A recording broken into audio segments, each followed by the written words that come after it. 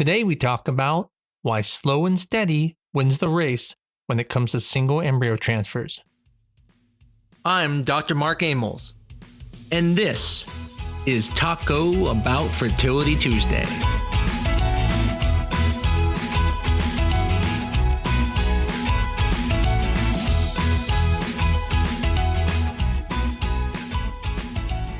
When it comes to embryos, one might be the loneliest number, but it's also the smartest number if you're aiming for the best chances at success.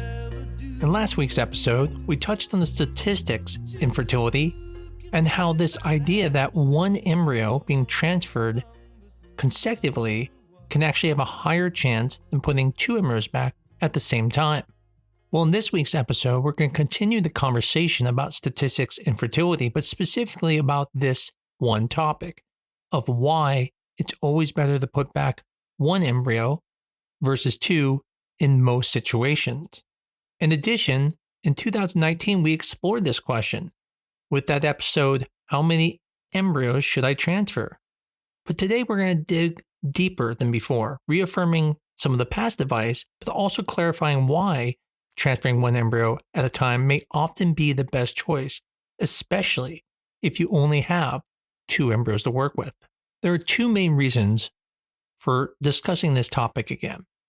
The first is there has been a big push in the community to force people to only put back one embryo. And as I talked about in my prior episode, we would allow people to put back two embryos because I believe people should have the choice. Unfortunately, this is becoming even harder nowadays because now insurances are pulling contracts if people are doing two embryo transfers that are not under the guidelines of the American Society of Reproductive Medicine's recommendations. And so you're going to find that anywhere you go, it's going to be very difficult in certain situations to put back more than one embryo. But additionally, things have changed. The quality of IVF has gone up.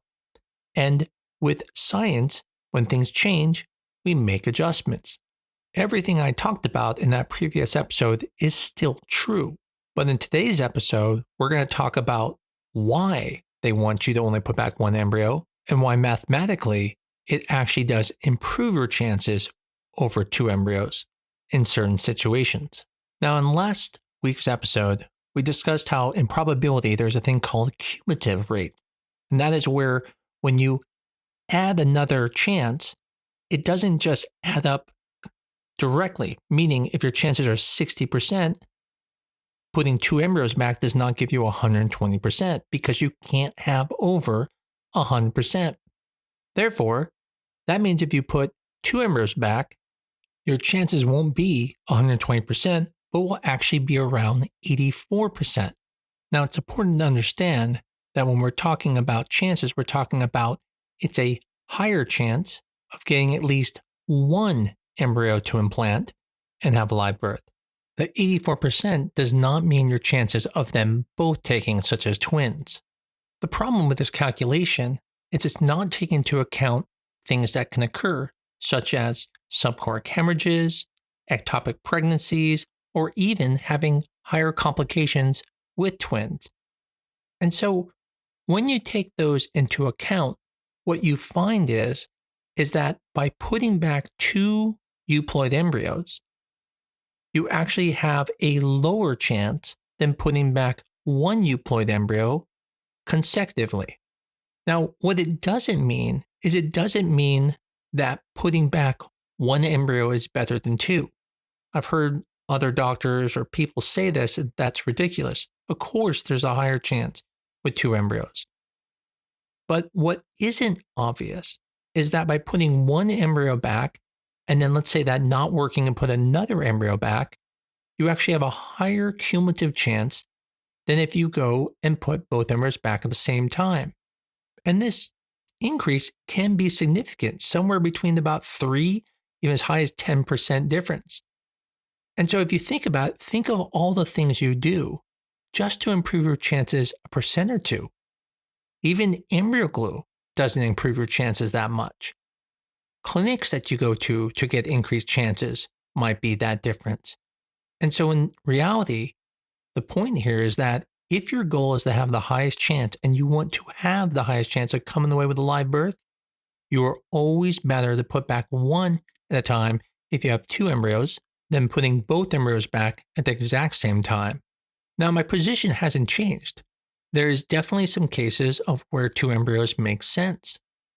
And if you have a lot of embryos and you have a clinic that's able to do that because maybe they're a cash-only clinic and so they don't have to worry about losing contracts, it's something to talk to them about. Now, the situations where it's still appropriate is where if someone has, for example, low-quality embryos. So let's say they're not tested and maybe they're poor quality or day 7 embryos. It's not unreasonable to put two back because we know the actual potential of those embryos are already low. The same would be true with, say, embryos that are mosaic or high mosaic. Another situation is when we're talking about women who are more mature and did not do PGT testing. Those embryos have a lower chance of being euploid, and therefore it's not unreasonable to put back more than one. Now, there are some places that still do cleavage stage embryos, and in that situation too, it makes sense to put back more than one when you start advancing in age. But very few clinics now are doing cleavage stage embryos, and so I'm keeping this mostly to blastocyst when I talk about 1 versus 2. So let's talk about each scenario.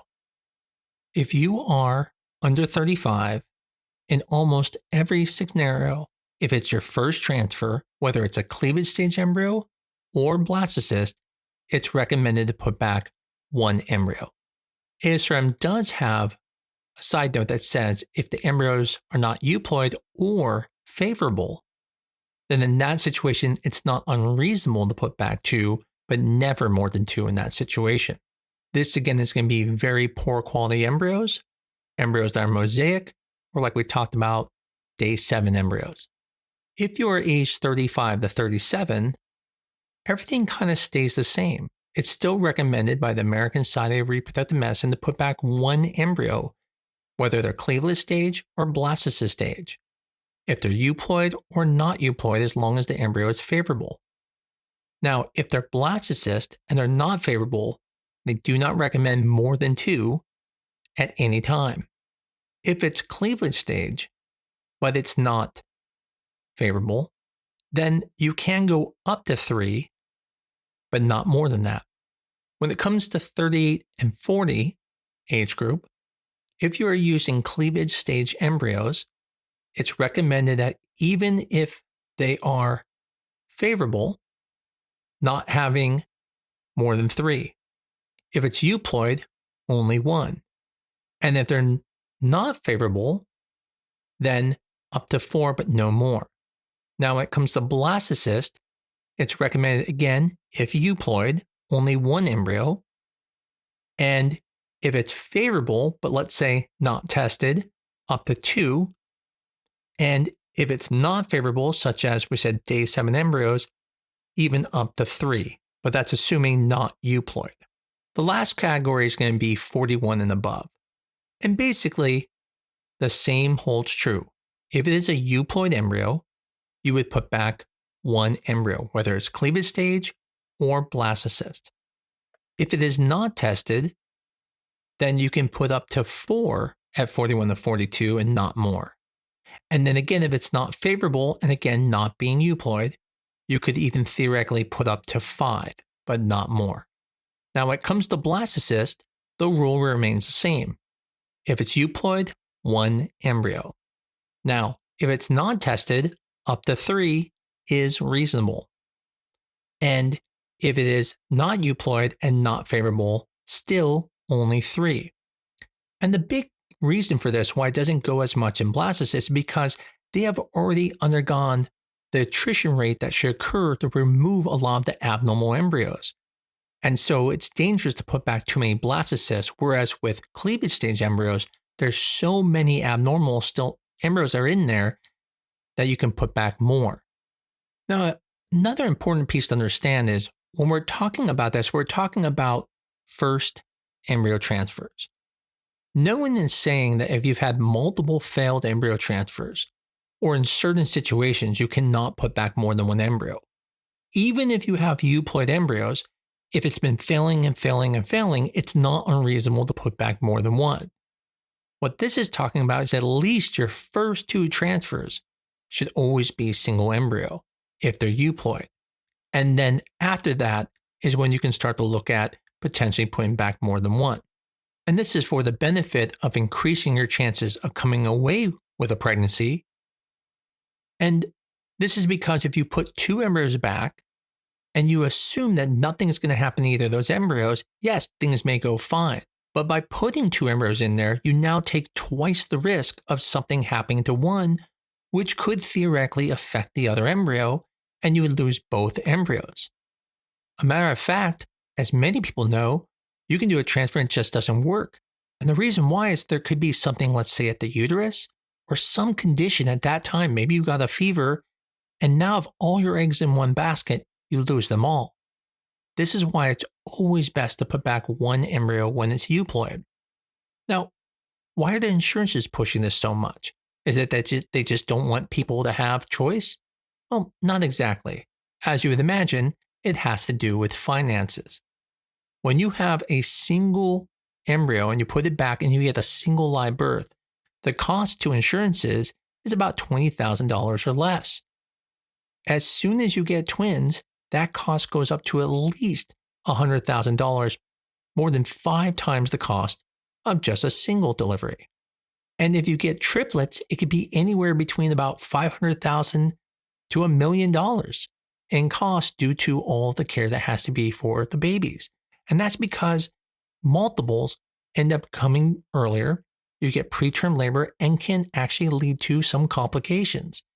So their reasoning isn't unfair. It's just frustrating because we're adults and should be able to make decisions. In the past episode, I discussed that by putting one embryo back, your risk of twins is so small, it's well below 1%. But by putting 2 euploid embryos back, you increase your chance of twins sometimes over 40%, which means you take almost an 80 to 100 times more risk of having twins, but only increase your pregnancy chances from 60% of a live birth to just 84%, and when taken into account the risk, even less than 84, close to around 75 up to around 80. So as you can see, you don't get much benefit, but you get a lot more risk. Now, as I always say, these decisions are personal and depend on your unique circumstances, and you should talk to your physician about this. You should always feel free to ask if you can put 2 embryos back, but I wanted you to understand why many clinics are no longer doing it. And even the ones who are okay with doing it are now being forced to not do it. But I always like to look at all sides. And like I said, financially, the insurances are correct. It is much more cost effective for them to only put one back. And for patients, it also is more effective to come away with a live birth. And like I said, we do some pretty crazy things just to even increase our chances 1%. I see patients taking 8, 10 bottles of different pills just to improve their chances a tiny bit. So in reality, if the goal is to have a live birth, then in reality, one embryo will increase your dreams of having that live birth. Where I think this matters the most is when you only have 2 embryos. I would never recommend anyone to put both embryos back at the same time, because you only get one chance when you do that versus 2 chances when you do it one at a time. Like I said, you don't know what can happen. You can then begin a fever the next day and lose the pregnancy. Maybe in the middle of the transfer, you cough and all of a sudden the catheter hits the top of the uterus and doesn't work. So especially in the situation where you have 2 embryos and both are euploid, I would always recommend one at a time. And if you're younger, even if not tested, I would still recommend that. But as I mentioned, there are situations where you are not testing embryos, where patients are more mature, where the embryo quality is poor, or even when the implantation rates are low, that it is reasonable to put back more than one. So it's not an always put back one. It's just when first starting, it's reasonable to only put back one to improve your chances of success. And if your doctor recommends putting back 2, it doesn't mean that they aren't doing the right thing. It means that They believe in that situation that's the best thing for you, and I would take their advice. When I record these podcasts, I don't know your exact situation, and so everything I'm talking about is somewhat generic. So again, it's always important to talk to your doctor and realize that your situation might be unique. So in summary, single embryo transfers give better cumulative success and minimize the risk. So even if it feels like 2 embryos would give better odds, the math and biology tell a different story. So just like last episode, understanding probability can lead to better decision making. Hopefully I haven't bored you guys with these 2 episodes discussing probability and math, and hopefully this was helpful to some people. If you liked this episode and like the show, please tell your friends about us, and as always, give us a 5-star review on your favorite medium. If you have any suggestions for the show, please send us a message at tbft@newdirectionfertility.com, and we'll be more than happy to try to make an episode on that. I look forward to talking to you again next week on Taco Bout Fertility Tuesday.